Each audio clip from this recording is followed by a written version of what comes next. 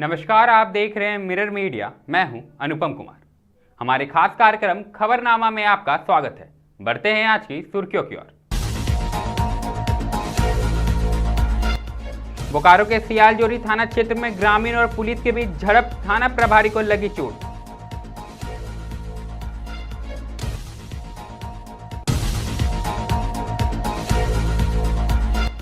साहेबगंज में शिक्षा विभाग पर फिर उठे सवाल, मास्टर साहब की मनमानी से छात्र परेशान।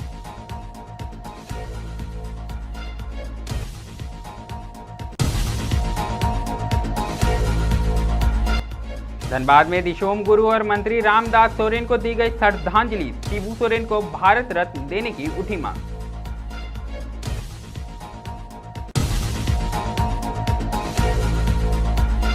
बोकारो में चिकित्सक पर लापरवाही का आरोप, मरीज के परिजन ने डीसी से मदद की लगाई गुहार।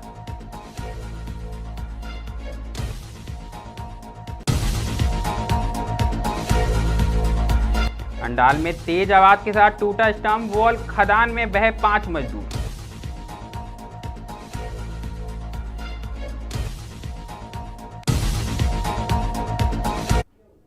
अब खबरें विस्तार से।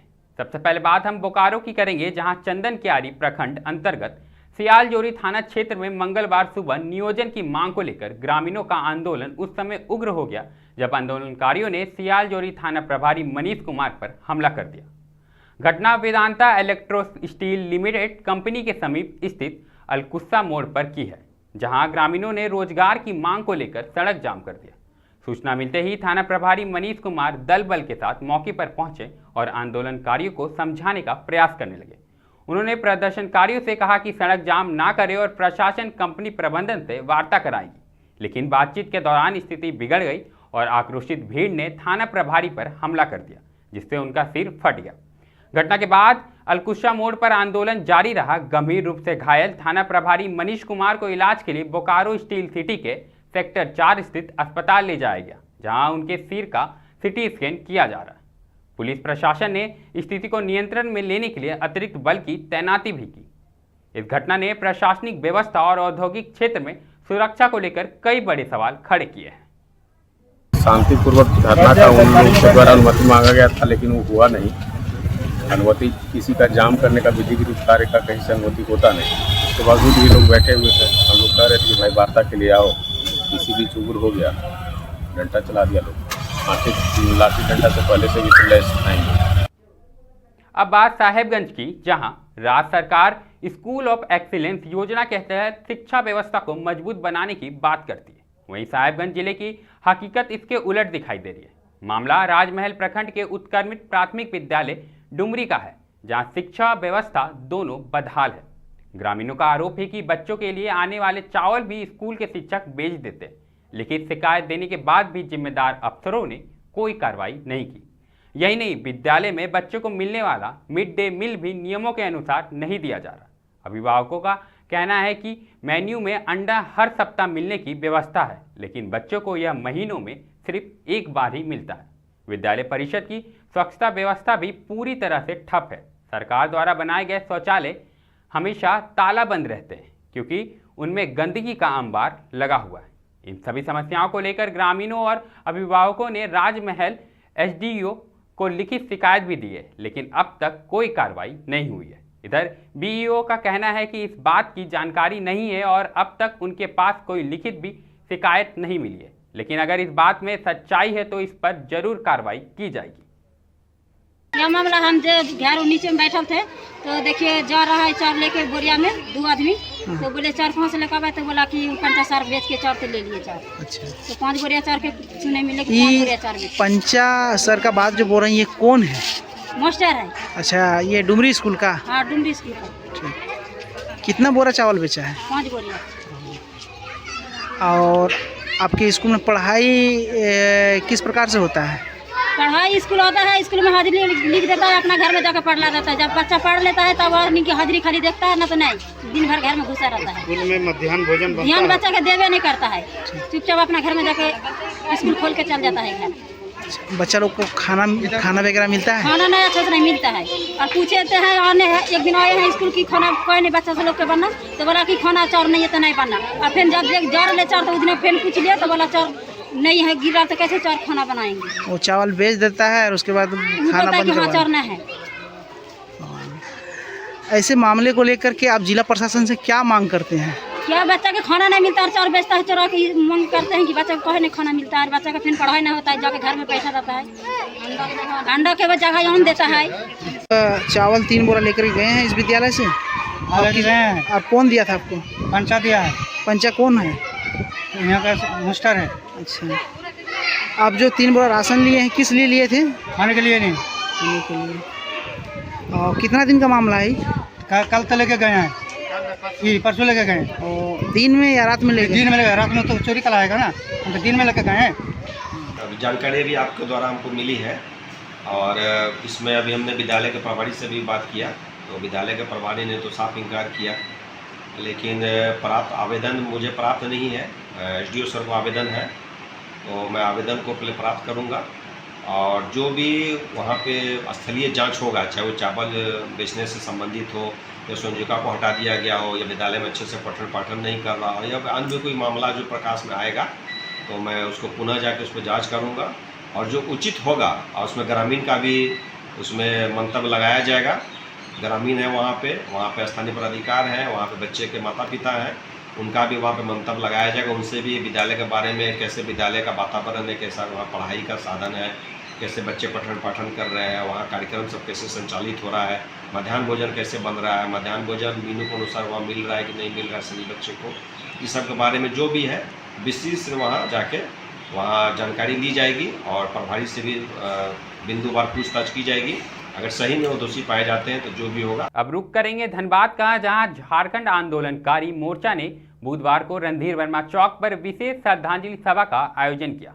इस दौरान मोर्चा के कार्यकर्ताओं ने दिशोम गुरु शिबू सोरेन, शिक्षा मंत्री रामदास सोरेन और झारखंड आंदोलनकारी नेता नारायण दास की तस्वीरों पर पुष्प अर्पित कर उन्हें नमन किया। श्रद्धांजलि सभा में एक स्वर से मांग उठाई गई कि गुरु शिबू सोरेन को उनके सामाजिक और शैक्षणिक योग्यता के लिए भारत रत्न से सम्मानित किया जाए। मोर्चा के प्रतिनिधि रमेश टुड्डू ने कहा कि गुरु जी की शिक्षा और आंदोलन के प्रति प्रतिबद्धता को हमेशा याद रखा जाएगा। उन्होंने कहा कि उनका योगदान झारखंड के इतिहास में अमिट रहेगा। झारखंड आंदोलनकारी मोर्चा के बैनर तले आज जिला मुख्यालय रणधीर वर्मा चौक में श्रद्धांजलि कार्यक्रम का आयोजन किया गया है और मुझे भी इसकी सूचना मिली थी, चूंकि मैं भी एक आंदोलनकारी हूं। और माननीय गुरुजी जो जंगलों से निकल करके, पीहड़ जंगलों से निकल करके जिस प्रकार से आदिवासी, मूलवासी, दबे कुचले लोगों का आवाज बनने का काम किया, उन्होंने सत्ता की परवाह नहीं की, सदन से लेकर के सड़क तक गरीब मजलूमों की आवाज हमेशा उठाते रहे। उनके विकास कैसा हो, उनका चहुमुखी विकास के साथ साथ उनका हर स्तर पर कैसे वो उठे, मुख्य धारा से कैसे जुड़े, उन सभी चीजों को लेकर के इन्होंने सड़क से सदन तक हमेशा आवाज बुलंद करने का काम किया। आज उन्हीं के बदौलत खास करके दबे कुचले आदिवासी, मूलवासी या जो शोषित पीड़ित लोग हैं जो अपना अधिकार के लिए बोल पा रहे हैं, उन्हीं की आवाज है। आज मैं भी बोल रहा हूं तो निश्चित रूप से उन्हीं की आवाज है। बोकारो में एक बार फिर चिकित्सक की लापरवाही का बड़ा मामला सामने आया, जहां मरीज के परिजन ने कई गंभीर आरोप लगाए हैं।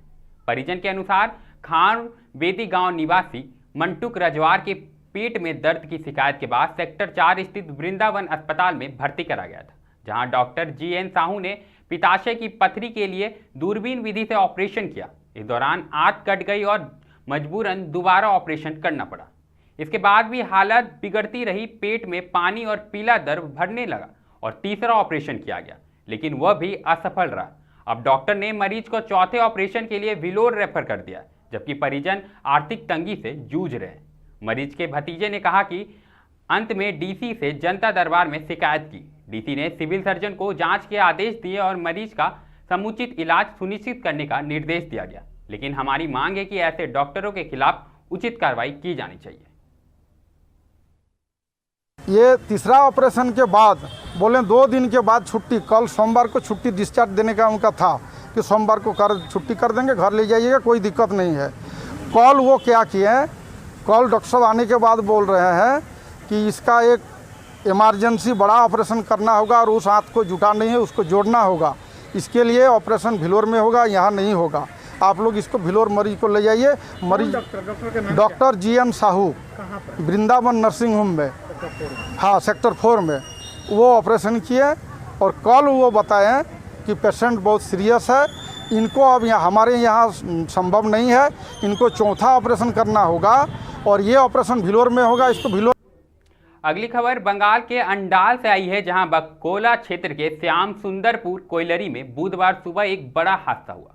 खदान के फेज 16 लेवल 19 पर दीवार में छेद करते समय साइड स्पोर्ट वॉल टूट गई, जिससे पानी अंदर भर गया।